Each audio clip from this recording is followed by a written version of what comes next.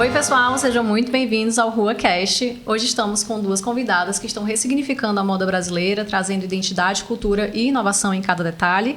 Com a gente hoje, Marina Bitu e Cecília Baiman, sejam muito bem-vindas.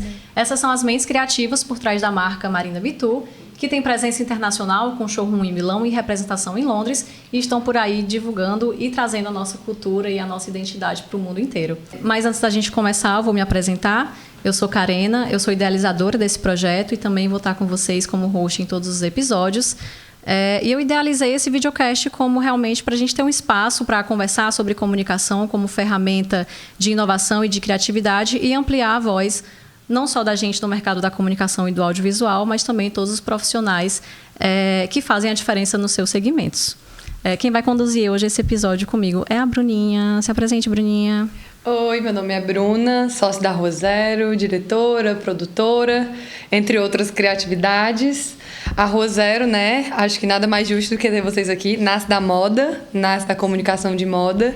E hoje trilha um caminho também no mercado publicitário, no mercado de clipes também.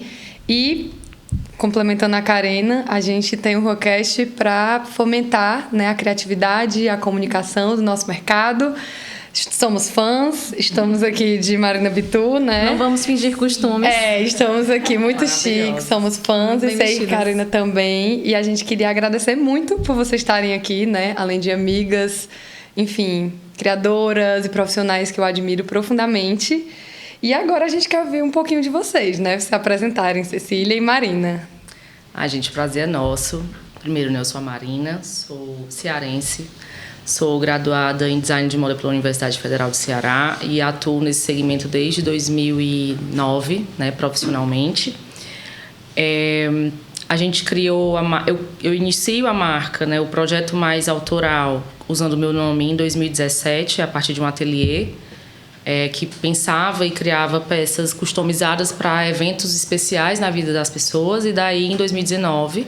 a Cecília chega, a Cecília é minha melhor amiga de muitos anos, e aí a gente estende essa relação também para o campo profissional. Mas aí a gente fala um pouquinho, vou deixar ela se apresentar, depois a gente conta um pouco de como a gente se encontra em 2019 e transforma a marca no que vocês conhecem hoje. Sim. Meu nome é Cecília Baiman e eu sou formada em odontologia, uma coisa nada a ver com a moda, né? Mas eu já explico como a moda vai entrar na minha vida. Sou amiga da Marina, como ela falou, há muito tempo. Marina fez meu vestido de formatura, inclusive, em 2015. E eu nem pensava assim, em trabalhar com moda, mas tive decepções, enfim, com a profissão. E fui morar fora. Quando voltei, a gente abriu a marca juntas, né? E hoje eu tenho MBA em moda e marketing de moda. Muito massa. E como que aconteceu esse encontro aí entre vocês duas e como que começou a marca Marina Bitu? Então, em 2019, eu já vinha há 2 anos, né, dentro dessa operação de encomenda e tal. E aí a Cecília estava voltando de um intercâmbio, né, ela tinha ido passar uma temporada fora, meio nesse processo de transição de carreira. E aí eu estava precisando de alguém na equipe, porque nessa época a gente estava com muito cliente, muita demanda. E aí, olha, vem trabalhar comigo. Mas daí eu era muito desorganizada financeiramente, empreendendo, porque um ótimo criador ele funciona muito para certos campos, mas a gente precisa se desenvolver nos outros aspectos mais administrativos e financeiros. E daí chegou no fim do mês e eu disse assim, eu não tenho como te pagar. E aí ela disse, não tem problema. Eu também estava meio perdida da vida, porque eu tinha voltado dessa temporada fora. Tinha encontrado nesse trabalho que eu tive fora uma proximidade com a moda, mas não tão intensiva. E aí eu falei, Marina, sei lá, vamos trabalhar junto, vamos fazer alguma coisa. E aí ela me abraçou nesse momento. E aí eu acho que foi muito esse entusiasmo da Cecília com um novo segmento. Assim, eu já estava há um tempo. Daí ela chega com um frescor, uma energia nova. E a gente, vamos tentar então. Então a gente levou um tempo ali pra gente repensar o formato da marca, como a marca estava sendo feita. acho que dois meses depois, a gente foi selecionada pelo Shop Together como um dos novos designers daquela edição.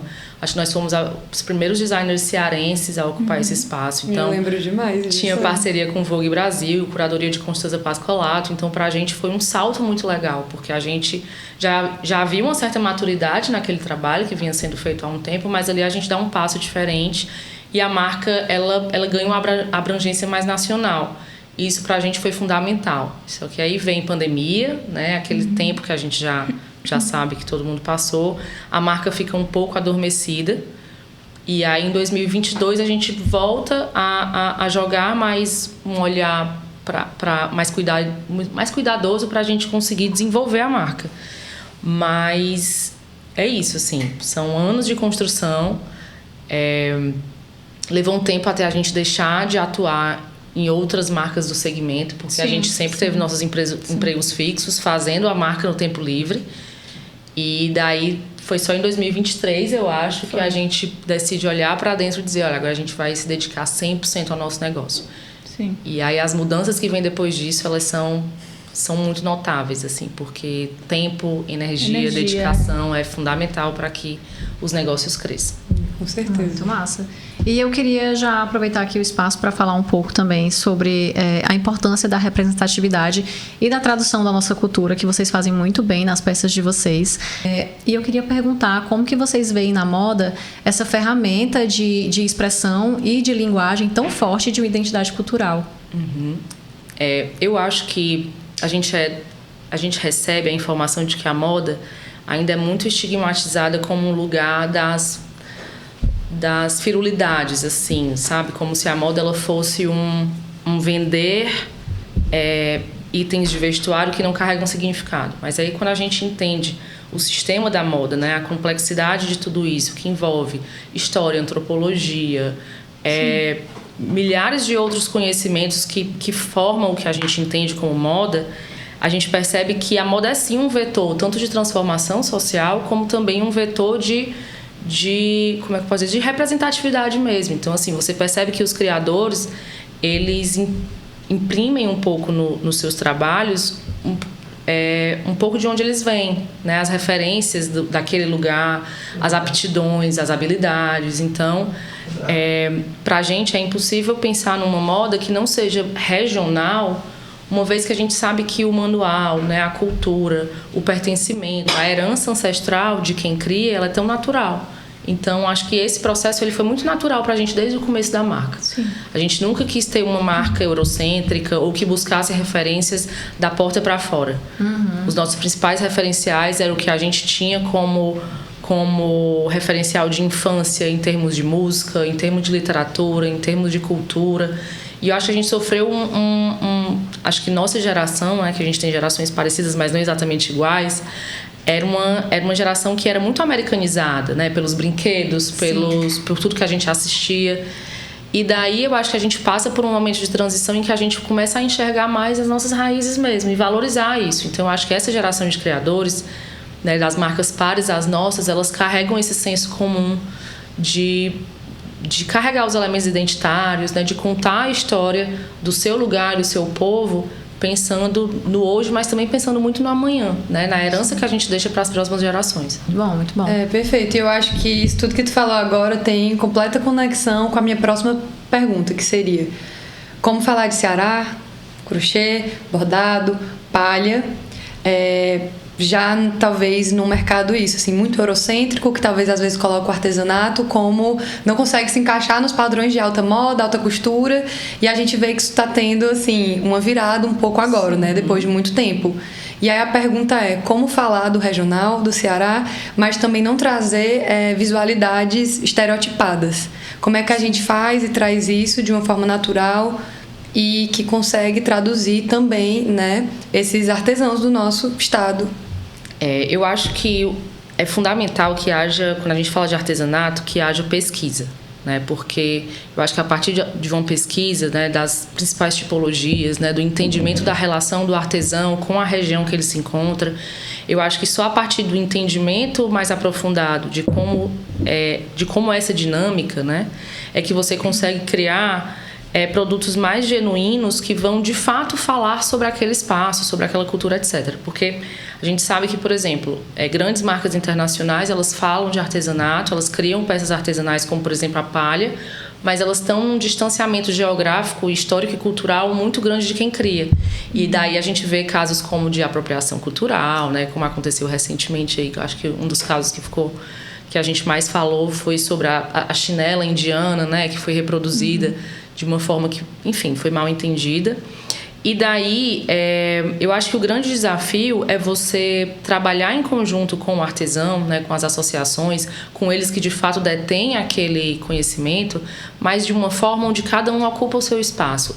Eu, enquanto designer, eu estou ali para criar, para dar um direcionamento de cores, uma atualização um pouco das pesquisas de mercado e tendência, que muitas vezes esses profissionais que estão na ponta executando o artesanato, eles não têm acesso, porque inclusive são profissionais que se dividem entre outras funções dentro de casa, principalmente as mulheres, que existe ali todo um trabalho do cuidado, ou acumulam outras funções, e o artesanato é feito no seu momento de descanso.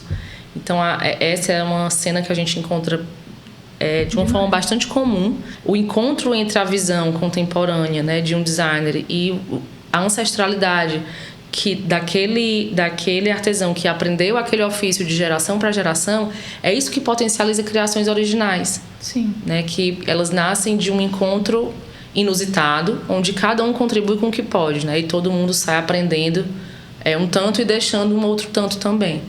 Então, acho que esse é o principal segredo de construir algo genuíno mesmo e característico daquele lugar, né? E fica mais fácil também quando existe o respeito, né, com o artesão, relacionamento. Sim. Não é só você chegar e impor e tomar o que é do outro, sem considerar que também existe uma identidade ali na criação, né? Que daí a gente está repetindo um processo de colonialismo que a gente tanto trabalha para desfazer, né? Então, é isso, é chegar num território com respeito, porque ele primeiramente não lhe pertence, né? Você é quem é de fora.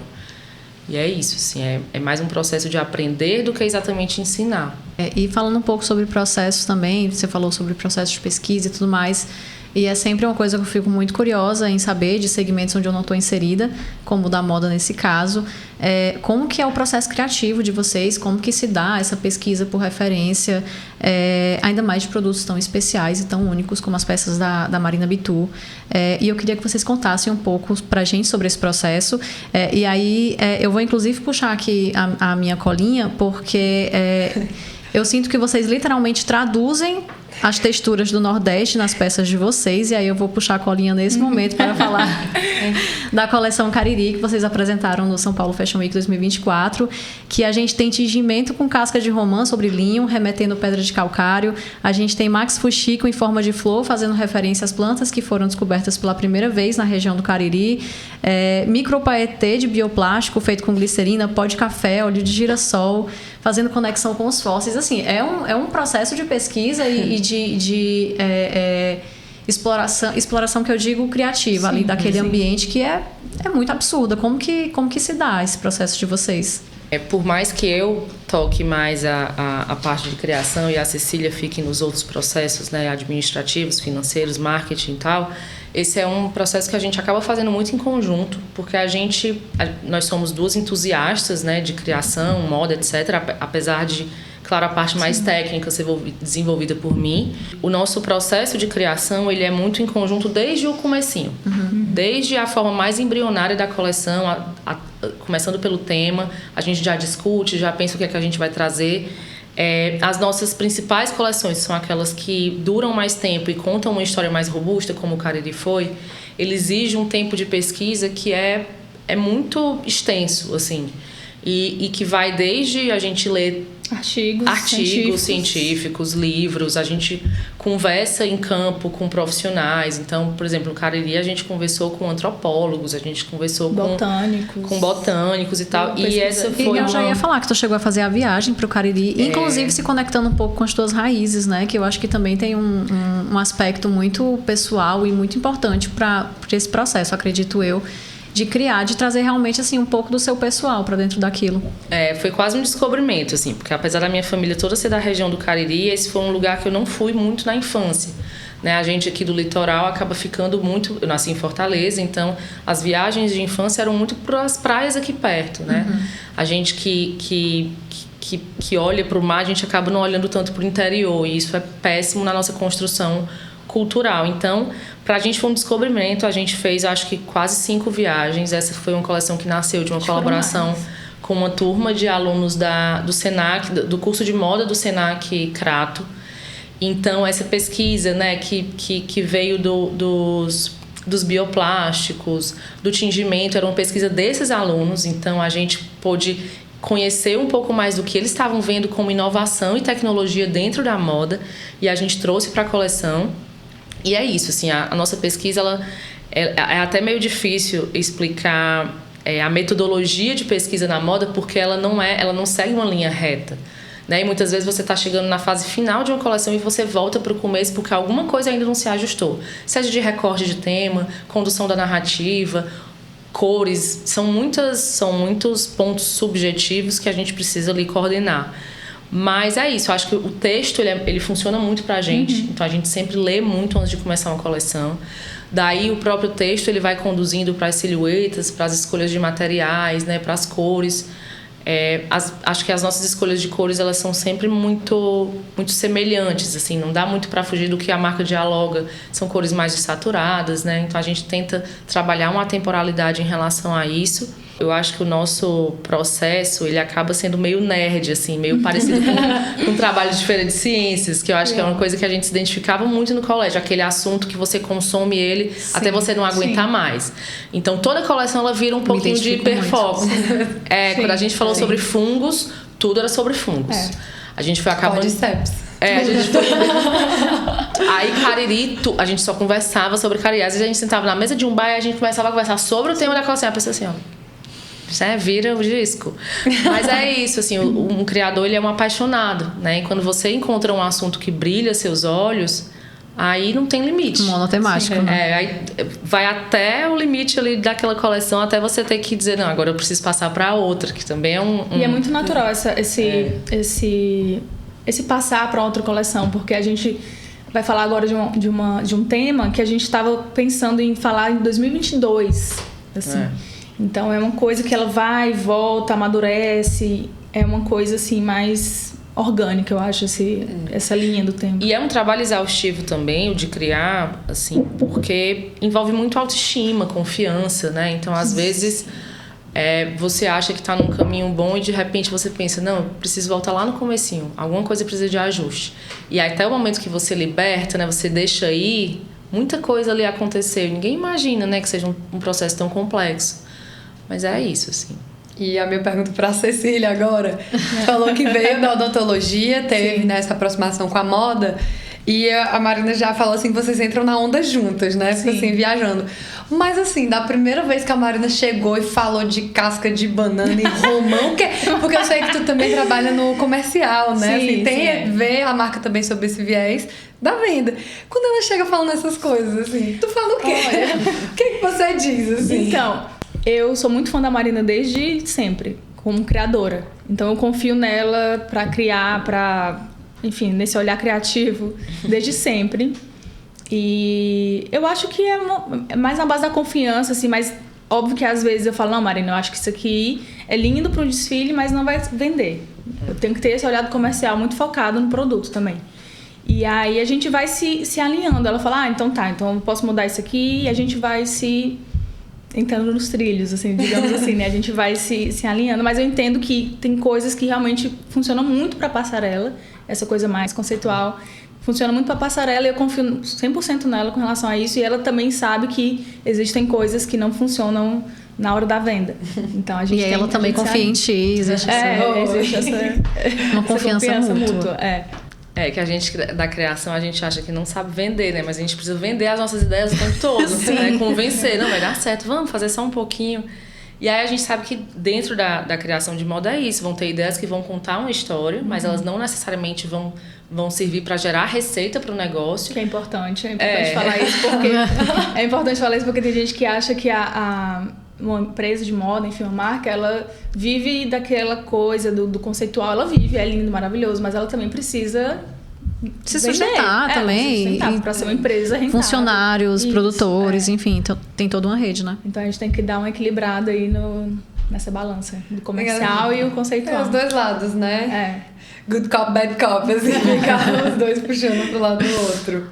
Exatamente. A gente falou um pouquinho sobre a coleção Cariri, a gente falou sobre São Paulo Fashion Week, a minha próxima pergunta era justamente sobre isso. Essa não, né? A do ano passado, na verdade, 2024, foi a terceira vez que vocês participaram. E além disso, como a gente falou lá no comecinho apresentando, vocês queriam levar o Ceará para o mundo, vocês conseguiram maravilhosamente bem, e vocês têm essa presença internacional com showroom em Milão, representação em Londres, e eu queria saber como que foi para vocês ver esse processo de internacionalização acontecendo.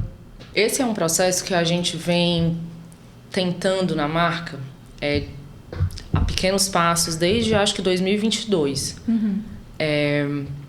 A gente já participou de alguns eventos na Embaixada Brasileira em Milão, depois da Embaixada Brasileira em Londres. E eu acho que esse lugar da internacionalização da pequena marca, ele pertence muito a quem cria de forma original, sabe? Porque é um mercado que, se a gente acha que dentro do nosso país tem muita concorrência, imagina quando a gente está falando de mundo, né? Imagina quando a gente está falando de mundo com grandes grupos de moda, com maisons centenárias. Então, a gente entra numa briga de cachorro grande, a gente sendo muito pequenininho. E daí, isso foi uma premissa que a gente sempre teve, um desejo muito grande, que o que acontece fora ainda reverbera muito dentro. A gente precisa o tempo todo estar fazendo os dois movimentos, o de dentro para fora e o de fora para dentro também. Então, toda feira internacional, todo projeto que a gente via como potencial, a gente vamos participar. Como a gente vai fazer isso, a gente não sabe. A gente vai dar um jeito. Queria agarrar a oportunidade. Mas o importante é ir. O importante é ir, né? Se existem esses projetos, né? E eles cogitaram a gente como participante, por que não? E daí a gente vai de pequeno trabalho em pequeno trabalho, um pedido pequenininho de uma boutique em Dubai, né? Até um pedido maior. Porque é isso, a gente é muito ansioso, né? Nossa geração, ela vive os problemas desse tempo, e a ansiedade e a vontade de querer ser logo grande, ela é cotidiana do negócio. Mas a gente tem uma coisa que eu acho que é fundamental para que a gente cresça de forma saudável. A gente não fere os nossos limites. Aí todo mundo chega e diz assim, vocês precisam abrir uma loja. A gente vai fazer isso quando a gente estiver sentindo que é o momento de abrir uma loja. Sim. Não é porque o mercado está falando... Porque é isso, assim, sempre foi muito dentro das nossas limitações. Nós não somos uma empresa que é acelerada por um investidor, né? Nós somos independentes, uma marca que começa com um foco na autoralidade. Então, os nossos recursos, eles sempre foram muito pensados para o que a gente conseguia fazer com aquele tempo e com aquela receita. E a internacionalização é um pouco disso. O desfile também vem depois de um tempo de amadurecimento, né? Porque é uma grande estrutura, é um espetáculo que você promove, principalmente numa cidade que não é a sua. Então, a gente está falando de uma estrutura de comandar pelo menos ali 40 profissionais parceiros. Quando você vê ali 15 minutos de passarela, você não imagina quantos meses de preparação, quantos profissionais fizeram parte daquilo. Esse fetiche do backstage, né? Que todo mundo quer descobrir como acontece, mas ninguém sabe. E é isso, assim, todos os nossos passos foram pensados muito em... A gente tem um desejo, né? Que é não só produzir roupas, mas produzir roupas com caráter cultural, porque é isso que torna a gente quem a gente é, né? Quando a gente chega mostrando uma produção artesanal completamente diferente da que o europeu conhece, numa feira em Milão, é onde ele pensa, poxa, aqui tem algo novo que eu não conhecia. Sim. E daí, se todas as marcas brasileiras entendessem essa potência, eu acho que a gente já seria reconhecido como um celeiro criativo muito maior do que já é reconhecido, mas falta essa autoestima, falta ainda olhar para dentro. Também. Sim. Apesar de termos apoio, assim, temos a ABESC, a Associação Brasileira, a Apex, eles ajudam bastante, mas eu acho que ainda no Brasil, como um todo, que é um país continental, falta mesmo esse empurrão, sabe? A mais. Eu acho que falta o reconhecimento de que o nosso segmento emprega muitas pessoas, porque de fato emprega, mas nós não somos tão reconhecidos como o agro, por exemplo, né? Então, assim, a gente Mas é isso, assim, a moda ela ainda é colocada como um lugar do superficial, assim. Existe esse estigma. Não se vê como literalmente essa expressão dessa porque cultura, moda é né? indústria, né? Moda é uma cadeia Sim. inteira que vai desde a produção da matéria-prima até o produto acabado. Então a gente está falando de têxtil, vestuário, confecção, a gente está falando de marketing, a gente está falando de vários mercados que se empregam a partir desse segmento, mas ainda é visto como uma roupinha. E apesar que a moda é uma das principais ferramentas políticas, né? Assim, Total. de Sim. comunicação. E falando em comunicação, eu queria saber que existem vários canais de comunicação hoje em dia. Redes sociais, showroom, desfiles, enfim, eventos. E aí eu queria saber como é que vocês fazem essas escolhas, né? Para manter essa uniformidade da essência da marca, tá em produtos audiovisuais, né? Que a gente vê bastante. Começa o desfile, tem um fashion film, começa assim. Então, como é o uso de cada canal para cada propósito da marca, sempre com essência? É uma pergunta complexa, É uma né? pergunta complexa. Mas a gente tenta sempre revisitar e olhar para o nosso branding com muito cuidado, porque é exatamente isso. A gente tenta ser coerente em todos os canais em que a gente se apresenta.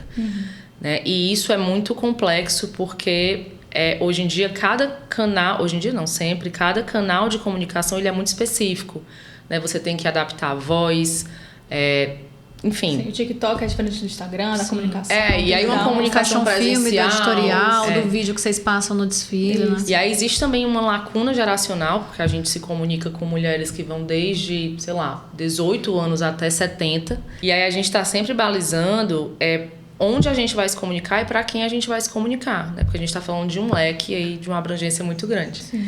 E daí é isso, assim, eu acho que a gente tenta transferir a nossa atmosfera do que a gente cria, esse ritmo de comunicação que a gente não quer que seja acelerado. Então a gente entende que se a gente está falando de uma moda mais sustentável, se a gente está falando sobre cultura, permanência, etc., a gente não pode tornar as nossas informações, os nossos conteúdos muito com um vencimento ali muito rápido, né? Muito perecível.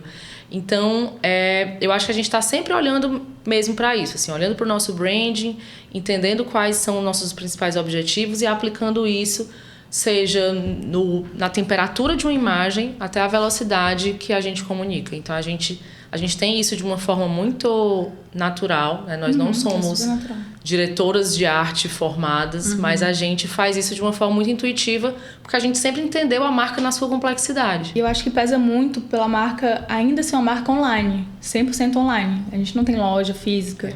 A gente está em algumas multimarcas pelo Brasil, mas a gente não tem uma loja nossa física, por enquanto.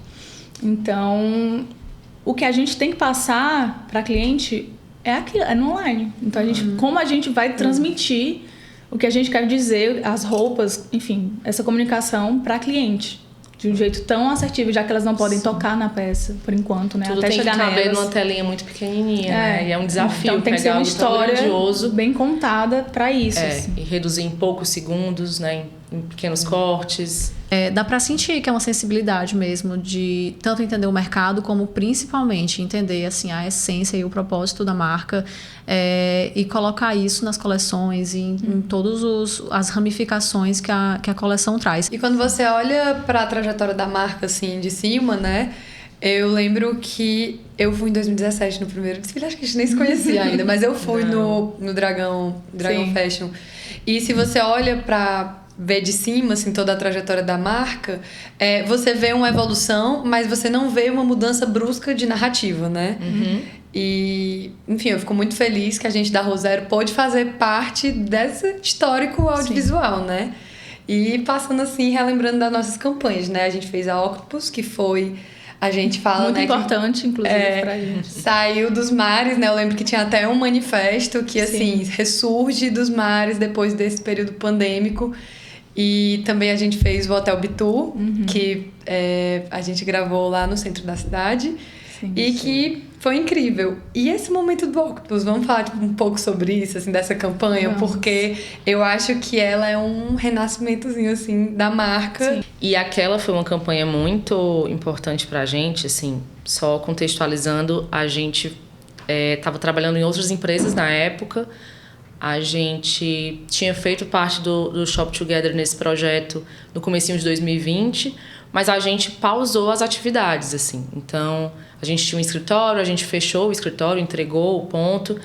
E quando a gente estava falando de construção de imagem, antes daquilo ali, eu sempre pensava, antes de pensar a roupa, eu pensava na imagem que eu gostaria de ter. Era muito interessante esse exercício. E aí eu acho que aquele trabalho que a gente fez no Icapuí, ali no comecinho de 2022, né, que teve a Rua Zero como parceira, teve o Igor Reis, fotógrafo, grande parceiro nosso também. Eu acho que ali a gente começou a se abrir mais para a pesquisa dos profissionais parceiros. Era isso que eu ia falar, a importância e a confiança que a gente tem de entregar o olhar dos antes parceiros, a gente trazia muito isso centralizava, né, muito talvez ciumentas ali.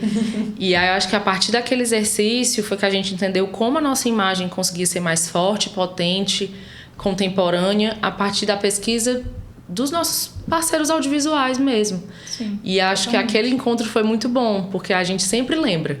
Foi a partir dali que tudo mudou, assim. A gente... É porque foi uma imagem muito, muito profissional, assim, muito, uma muito entrega redonda. muito boa. Acho que naquele momento também uma mudança pra gente da Rua Zero foi a gente perceber que criar dava pra ser com amigos. Que a gente encontraria amigos nesse caminho do audiovisual, que não precisava ser uma coisa pesada, que podia ser um dia leve, que às vezes até flui melhor, né, o trabalho. Sim, totalmente. E muito marcante pra gente também. Muito massa. E além desse paralelo, assim, de vocês terem trazido esse diálogo...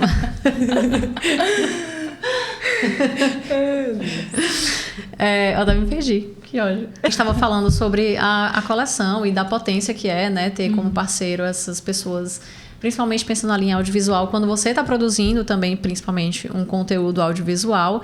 Mas se a gente pensa em desfile, enfim, em outros conteúdos no segmento da moda, a gente também consegue fazer um paralelo, de certa forma, com essa parte do audiovisual, pensando que, por exemplo, no desfile você tem movimento, narrativa, você tem som, você tem luz, você tem ambientação, às vezes você tem, inclusive, apresentações, como foi no ano passado com o Cariri, né? E aí eu queria entender de vocês como que também é esse diálogo com esses profissionais, pensando em fotógrafo, videomaker, diretor de arte, e até que ponto esse olhar externo vindo desses profissionais, potencializam o que vocês querem transmitir como narrativa da marca. Tá. Eu acho que a gente tem a sorte de trabalhar na parte da fotografia, né, com o Igor. O Igor Reis, ele tá com a gente desde muito no comecinho da marca. Então a gente meio que constrói juntos, né, assim, uma imagem. Ele dá as opiniões dele, que a gente confia 100%. E a gente ali vai construindo uma coisa que a gente chega num lugar comum e fala, aqui é isso que a gente quer, vai ser bonito, porque ele também tem o olhar dele profissional, né? A opinião dele profissional que fala, isso aqui não vai funcionar. Então a gente fala, tudo bem, como é que você acha que vai ficar bonito? E aí assim a gente constrói juntos, assim, é uma construção, essa coisa do audiovisual, né? Essa questão é uma construção, eu acho, assim, de falar, porque a gente fala, mas nunca impõe, assim, a gente uma coisa que juntos a gente vai galgando até chegar num lugar satisfatório para todo mundo. Perfeito. E é muito importante você respeitar o lugar do especialista, né? Porque nós somos especialistas em criar roupas para serem comercializadas, né? A gente conta no paralelo uma narrativa, a gente tem desejo de alcançar uma determinada imagem, mas a gente entende que o trabalho em equipe, ele é um lugar onde os outros vão ali também colocar a expertise deles mesmo. Então, tem muitas coisas que a gente não entende, né? E por isso a gente trabalha em conjunto. Então, acho que é muito isso, essa construção, onde cada um vai colocando um pouco, né? Quando foge um pouco do que a gente tinha pensado, ajustar ali para ser também bom para quem está colaborando, porque a gente sabe que a gente é muito apegado com o trabalho criativo, né? Então, tem um lugarzinho ali do ajuste que você vai ficando desconfortável. Então, acho que é isso, equilibrando esses pontos todos para todo mundo ficar feliz com a entrega final, assim. E indo agora, mesclando isso que vocês falaram, é uma marca digital, né? Sim. Por hora, então, vou jogar aqui, jogando também na nossa área, um fashion filme. ele tá ali no desfile, mas ele também tá nas redes sociais. Sim. E no e-commerce de vocês, a maioria das peças tem um vídeo curto que ele mostra a textura. Então, qual a importância desse tipo de linguagem para vocês conseguirem mostrar para o cliente, para o possível consumidor, sobre aquela peça? Mas, para além disso, sobre a essência da marca de vocês. Tá, eu acho que o audiovisual pra gente, principalmente em termos comerciais, mas a Cecília pode falar melhor, ele existe ali para encurtar um caminho que não é possível presencialmente, né? Entre o que a gente deseja mostrar e o que o cliente deseja perceber. Então, a gente não abre mão de ter vídeos da maior parte dos looks, porque a gente entende que o produto de roupa ele é muito tátil. Sim, e que só exatamente. O texto descritivo, né, a composição, etc., a foto estática, ela não vai passar aquela informação que a gente precisa, né? E a gente nasce como uma marca 100% digital porque é o único meio que dá para você ser quando você é pequeno, né? Assim, ter uma casa aberta, uma loja, uma operação de varejo redondinha exige tempo, recurso, etc. Então, hoje, né, a gente é feliz que a gente tenha nascido em tempos onde a tecnologia se coloca como um vetor para que os pequenos negócios se desenvolvam, porque quando a gente era adolescente lá atrás e que a gente precisava consumir uma roupa, aquele CNPJ precisava estar aberto no endereço, né? A gente ia com nossas mães em lojas que já existiam ali há muito tempo. E hoje não. Hoje vários pequenos negócios surgem porque a internet se coloca como um meio, né? Como uma grande rua ali de lojas. E eu acho que isso não seria possível se não fosse a evolução que o audiovisual também passa, né, nos últimos anos. Sim. Como se fosse uma porta de entrada mesmo, né, para futuros clientes ou enfim, para clientes de forma geral. Hoje em dia é mais que necessário. Se a gente vê, a gente sente falta, tanto a cliente sente falta quando não tem vídeo, enfim, alguma coisa assim, quanto a gente também sente falta de mostrar mais para a cliente sobre aquela peça. Sim. Então é uma coisa. Mas vocês sentem que dentro do audiovisual vocês conseguem sanar um pouco dessa vontade da cliente, dessa curiosidade também com o audiovisual? Sim, totalmente. É muito diferente quando a peça tem um vídeo e quando ela não tem um vídeo. Assim, as dúvidas são completamente diferentes. Eu acho que o desejo da gente de mostrar, se a gente fosse captar tudo que a gente deseja comunicar, seriam horas de gravação e de edição, e porque a gente sabe que a gente vai consumindo imagem de uma forma meio até viciante, assim. Sim. Mas a gente também percebe que não tem tanto tempo hábil para isso. Sim. Né? Mas é isso, assim, eu acho que é a principal ferramenta que a gente tem mesmo. Sim. É muito potente, assim, você pensar que, pensando assim nas nossas gerações, que alguns anos atrás era isso, né? Você realmente ia lá e escolhia a roupa e comprava, experimentava, fazia tudo. E hoje existe uma inversão dessa experiência de compra, que primeiro eu vejo através de um meio digital, virtual, e depois eu compro. E querendo ou não, assim, né?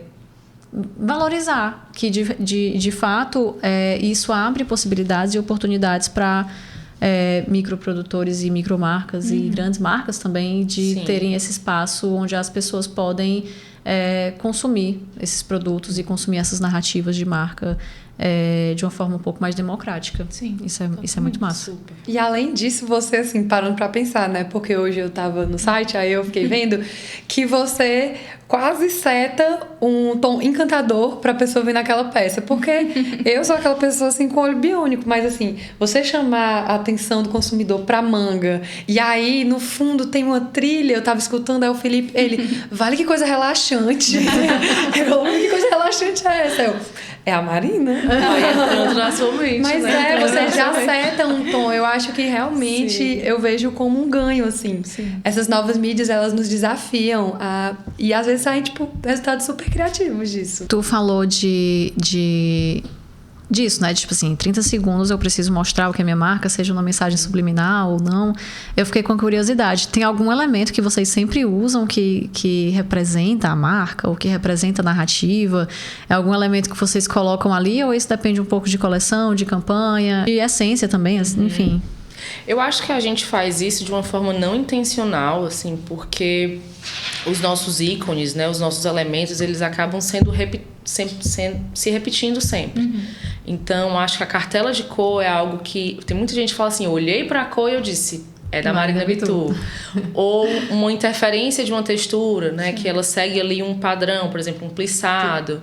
E aí juntam vários elementos, como é um plissado numa cor terrosa, num tecido transparente. Então vai fazendo esses ingredientes em que a roupa ela se torna mais facilmente reconhecida. Acho que a gente não faz isso de uma forma intencional. A repetição desses elementos é o que constrói a nossa identidade. Então, de fato, a gente aposta e várias vezes porque são elementos identitários da marca, mas em termos de luz, em termos de construção de cenografia, isso a gente vai mudando. Mas eu acho que é isso, existe uma essência que é muito própria nossa, né? E eu acho que isso se percebe muito na imagem, assim. De forma natural, assim, eu acho. Não é nada pensado tanto, proposital. Vai pensando, sentindo o clima, né? Vai. Eu vou fazer uma pergunta que ela é mista porque eu já trago uma solução para minha pergunta, juntando duas. Essa nova geração, eu sinto que as marcas já chegam precisando estarem alinhadas com sustentabilidade, né? Eu sinto que é uma cobrança que já nasce. Antes era um diferencial e hoje eu acho que não é mais um diferencial. Eu acho que é o mínimo. E aí eu queria saber como é que vocês fazem para, junto com a estética, também estar ali promovendo o impacto ambiental positivo da marca. E já trazendo, assim, a solução é que eu adoraria ver um mini doc, um videozinho assim, um curtazinho, sobre o processo de vocês. Porque eu acho que explodir, eu sei assim como você crê, eu acho que a cabeça vai explodir se ela ver o funcionamento da marca, assim. A gente se pega às vezes no dia a dia e nem pensa assim nessa filmagem. É uma vontade nossa que a gente tem de filmar mais os processos, mas acaba que a gente, enfim, na correria do dia a dia deixa passar algumas coisas. Mas em relação à sustentabilidade, você estava falando, a marca ela já nasceu com isso, assim, ela já nasceu com essa pegada. Muito porque a gente teve sempre um estoque muito bem pensado. Nosso estoque ele nunca foi um estoque muito grande, assim. Então, a partir daí, a marca ela já nasce com essa responsabilidade sobre o lixo, os resíduos, desde sempre, assim, desde sempre. Mesmo sem muito pensar nisso, a gente já tinha essa responsabilidade ambiental, né? E hoje a gente participa do Eu Reciclo, né? Que é um selo de reciclagem que a gente, todo ano, todas as caixas que a gente usa, envios, enfim, elas são recicladas, tanto para recicladas localmente, por conta própria nossa, da marca, quanto em associações. O Eu Reciclo ele é um selo que ele ajuda associações de reciclagem. Então, é como se a gente reciclasse tanto internamente, quanto ajudando também essas cooperativas de reciclagem. E a busca por sustentabilidade é algo muito incessante dentro da gente, assim, porque a gente acaba achando que para ser sustentável a gente precisa estar fazendo grandes ações gigantescas. E às vezes são pequenos atos mesmo, assim, que são ali de acordo com o tamanho da sua marca. Então são pequenas escolhas diárias que determinam, às vezes, resultados que podem ser mínimos, mas que está todo mundo ali fazendo sua parte. Então a gente pensa muito isso na escolha de matérias-primas, na nossa relação com os produtores locais também, né? A gente consome, tudo nosso é produzido 100% no Ceará. A gente também está falando aí de uma sustentabilidade cultural e social. Além do Eu Reciclo, né? Que a Cecília falou, a gente sempre busca ali fazer uma gestão melhor de resíduos, e a gente também parte muito do princípio de que é ótimo ter um mega estoque, ter grandes volumes, consumir mais energia, matéria-prima, etc. Mas a gente tem encontrado um caminho, uma linha de entendimento de que a gente pode ter um negócio que opera de uma forma diferente. Então, hoje, eu diria que 60% da nossa receita é de venda de produtos que não estão nas nossas prateleiras. Sim. A gente produz a partir da demanda que é gerada pela nossa cliente, né? Que é o que a gente chama de pre-order. E é algo que é um trabalho contínuo de conversa, né? De diálogo com o cliente, no sentido de que você pode esperar. Sim, é uma educação, porque assim, que hoje em dia é difícil a gente passar isso. Mas... A gente vive tempos em que tudo é muito imediato, né? A gente precisa de tudo para ontem, mas a gente também pode construir uma relação de produzir e você consumir, que a gente entenda o tempo, não só da natureza, mas das pessoas também. Então, hoje a gente tem produtos super diferenciados que a gente não tem condição de investir financeiramente na produção daquilo em escala, né? Também não é um produto que ele é produzido com muita facilidade, então às vezes ele leva 2 dias de uma oficina de costura para terminar uma peça. Então, qual o sentido que faz eu tratar com banalidade, com rapidez, um produto que exige tempo humano, né? Então, isso é muito algo que foi um trabalho de cultura mesmo, de conversa, de diálogo com o consumidor. A gente ainda perde algumas oportunidades de atender o cliente no momento que ele precisa, e a gente entende porque às vezes a gente também quer algo para amanhã. Sim. Né? A gente pede um iFood, se não chegar em 2 minutos a gente começa a ficar nervoso. E assim são as nossas consumidoras também, mas é isso, assim. Para que esse volume todo, sabe? Para que a gente tivesse essas montanhas de resíduos que vieram do vestuário. Então, desde o comecinho da marca, a gente tinha ali um detalhe que era o reaproveitamento de uma palha que já foi outra coisa e agora ela vira um punho. O primeiro desfile que tu falou lá atrás, que a gente foi uma parceria com a Jangadeiro Têxtil, uma das famílias eram as sobras dos resíduos da produção de malha da Jangadeiro. Então, a gente está sempre pensando assim, o que é essa sobra, né, que viraria lixo, que eu posso ressignificar como um item de design. Então, é isso, assim, são pequenas atitudes que às vezes você pensa, poxa, eu não tô no caminho da certificação B, mas você tá. É o que a mentora falou pra gente num trabalho que a gente fez.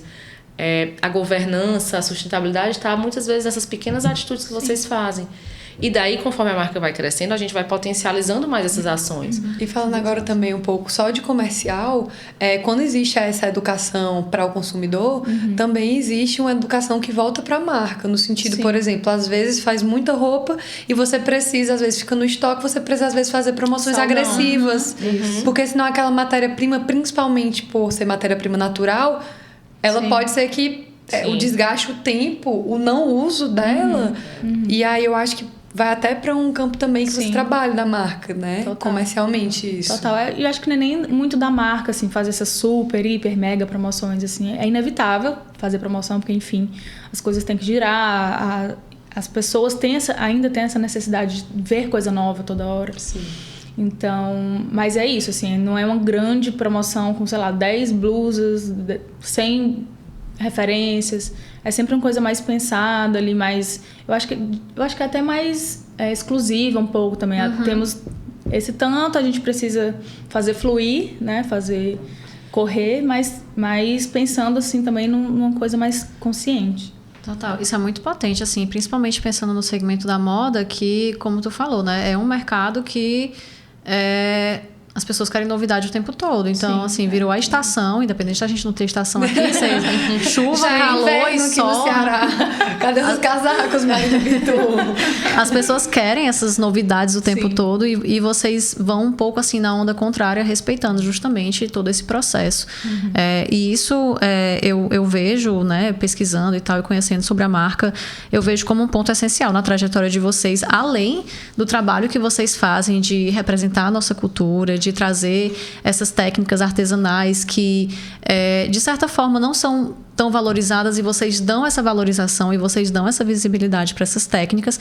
Vocês ainda fazem esse trabalho socioambiental, digamos assim. E, nossa, seria incrível se todas as marcas do segmento da moda seguissem esse caminho. Assim, acho que o mundo seria um lugar mais bonito. Mas eu acho que tá aumentando, assim. Eu acho que hoje as marcas estão tendo mais essa consciência, tanto social quanto ambiental, e eu acho que a crescente está... Enfim, estamos num crescente, estamos num crescente. E agora vamos fazer a pergunta que a internet quer saber. A internet está só pedindo aqui, no meu ponto. Eu sou muito fã de Vale Tudo. A gente viu a tia Celina, né, como uma usuária fiel de Marina Bitu no casamento, momentos marcantes. A gente vê ali, comemora, né? Eu quero saber como é esse processo, assim, da marca, da peça, até a gente ver ali na telinha, né, Paula Oliveira usando. Sim. Então, eu queria saber um pouco mais sobre como chegar até ali. Não como chegar, mas como chegou, né? Sim. Eu acho que quando a gente fala sobre vestir famosos, né, personagens, a forma como acontece às vezes é muito variado e às vezes é até inesperado, porque às vezes a nossa marca é encontrada no acervo de uma stylist, etc. E às vezes a gente toma caminhos que a gente nem sabia que iam tomar. Mas é legal porque, assim, acho que quem vê a marca nesse lugar não imagina o trabalho de um stylist, por exemplo, que atua na construção de um personagem, né? A Tia Celina é aquele ícone fashion, né? Que, enfim, é uma sustentação para uma família inteira, mas é muito potente a forma como o guarda-roupa dela é tão importante quanto os causos da família Reutemann. Tem até um arroba no Instagram. Tia Celina. E aí é muito legal porque a gente é sempre muito buscada por artistas, cantoras, políticas, que elas têm valores muito semelhantes ao nosso. Sim. Então, assim, é legal a gente perceber que a gente está se conectando com as pessoas que a gente deseja, né? Pela linguagem, né? Pelo discurso que a gente tem. E é isso, assim, a gente sempre ama ver certas figuras usando a marca, porque a televisão ainda ainda tem um poder, né? Eu acho que essa novela ela é um case interessante de como a televisão caminhou junto também com as redes sociais e aí potencializaram o alcance dos personagens, né? A personagem vilã, que é influenciadora também. Marifate. E tem o Instagram que é alimentado. Simultaneamente. Eu acho que essa é a grande. Eu acho que esse souberam fazer isso. É o grande trunfo do case de sucesso dessa novela. E é isso, assim, muitas vezes enfim, esses profissionais parceiros fazem o intermédio, né? Eu acho que você sempre procura consumir ou vestir determinada figura muito por esse alinhamento mesmo de valores, né? Porque todos esses profissionais que têm alcance, eles têm uma mensagem ali também a transmitir. E pra gente a Tia Celina foi muito legal porque foi um movimento que dentro da moda, talvez a moda nem estivesse olhando tanto pra novela assim, mas dentro da moda a Tia Celina virou alguém que chancela o que é bom em termos de design brasileiro. Sim. Então todas as marcas que a gente via usando a gente reconhecia, porque são marcas muito potentes, então quando a gente via isso aí eu sei de quem é. E aí legal. Eu acho que pra mim é uma das personagens mais interessantes por causa disso. Porque ela tem um guarda-roupa maravilhoso, carregado de design brasileiro. Sim, e a gente ficou muito feliz. Já tinha acontecido, ela já tinha usado um outro look da marca. E aí esse vestido foi muito icônico. Foi um vestido que a gente lançou no Carnaval de 2024 ou 25? Sim, 25. Sim. Então é um vestido que já tem quase 7 meses na coleção. E ele bombou de novo, então... Obrigada, Tia Celina. Gente, eu queria saber, eu tava doida pra perguntar isso, se impacta em vendas e busca? Impacta. As pessoas buscaram? Muito. Nossa. Ainda bem. Tia Celina quiser, viu? Várias roupas, vários looks, estamos aqui. Eu acho que é isso, a internet, ela também cria essa vitrine muito grande, assim, que a gente nem tem noção dos stylists conhecerem a gente, dessa, enfim, essa loucura que um outro caso engraçado foi que no Réveillon desse ano 6 comunicadoras usaram o mesmo look. Torra das ricas! E aí foi muito engraçado porque a gente deu recesso pra equipe na primeira semana do ano. A gente também tava de recesso. Sim. Mas dia 1º tava lá, todo mundo perguntando. E aí, dia 1º a gente começou a perceber uma movimentação diferente no site e no WhatsApp da marca. Era o efeito, né, desse coletivo de mulheres que com suas identidades vestiram a mesma roupa. E a gente passou janeiro inteiro fabricando somente uma roupa que era essa. E é engraçado, porque cada coleção tem, sei lá, de 20 modelos a 40. Mas é engraçado como só 2 produtos conseguem performar muito distante do outro por causa do poder da imagem. Sim. Foram as fotos que eram mega produzidas. A roupa tinha um efeito muito especial, mas foi isso. São pessoas com alcance e com imagens maravilhosas. E aí foi muito legal, porque não foi planejado. Não, né? A gente às vezes passa semanas discutindo estratégias de comunicação, marketing comercial, e as coisas inesperadas acontecem, como Tia Celina e as meninas. A gente brinca que as roupas têm um tempo delas. Então, a gente acha, por exemplo, a Marina desenha uma roupa e fala, essa aqui vai bombar. E às vezes não bomba, eu falo, calma. Vai chegar uma ela tem o tempo dela, vai ter o hit dela. Ela já. E realmente, e é isso, assim, depois de um tempo, sei lá quanto tempo, ela tem um tempo dela. Aí ela começa... Aquela adolescente incompreendida da beleza. Ela virar adulta. Essa pergunta em off? Não, é só se elas não acharem que não é pertinente, mas qual era a roupa do Réveillon? Era o conjunto VEG off. Aquele que tem um Aquele que clima. faz Lindo assim, demais, ó. lindo É. demais. Perfeito. A pergunta final, que amarra os episódios, eu posso dizer até que ela amarra a nossa temporada, é: como vocês veem a criatividade e a comunicação transformando o mercado e o negócio de vocês? Eu acho que a criatividade, ela é a razão da gente sobreviver financeiramente, assim, né? Sim. Os nossos ofícios, os nossos trabalhos, eles são 100% voltados para a criatividade. Eu lembro muito que antes da gente sentar aqui para conversar, eu fiquei pensando, será que vão perguntar, assim, sobre como você teve o insight de trabalhar com moda?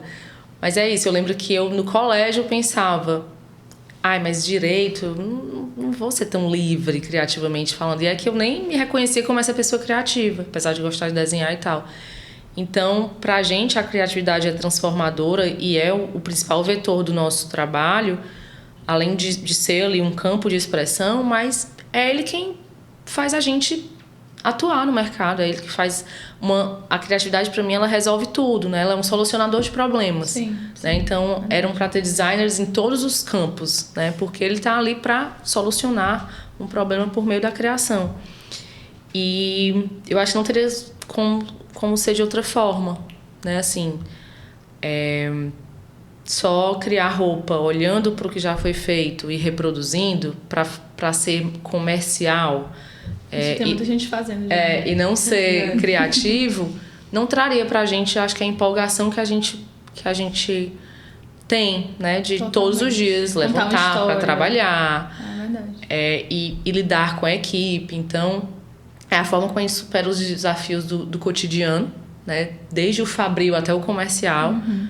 Porque a gente tá sempre pensando junto, né? E isso é a criatividade. Uma luz que se abre para que uma solução seja alcançada. Então, ela é tudo. Gente, o que eu vou falar depois disso? Mas eu acho que é isso que a Marina falou. Assim, eu sempre cresci no meio da criatividade mesmo. Não sei de onde veio a odontologia, assim, sinceramente, na minha vida. Eu acho que era da coisa de cuidar de pessoas dentro de mim, assim, dessa vontade. Mas eu acho que eu olhei para um lado meio errado, assim, da coisa. Mas é isso, assim, como a Marina falou, a gente tem que ter essa criatividade no dia a dia, tanto de lidar com pessoas, quanto de desenhar uma peça, assim. A criatividade, a gente às vezes limita a criatividade numa coisa que é só criar um filme, criar uma coisa, mas a criatividade, ela tá em tudo, assim, no dia a dia, de como você vai falar, de como você vai responder, como você vai lidar com aquilo.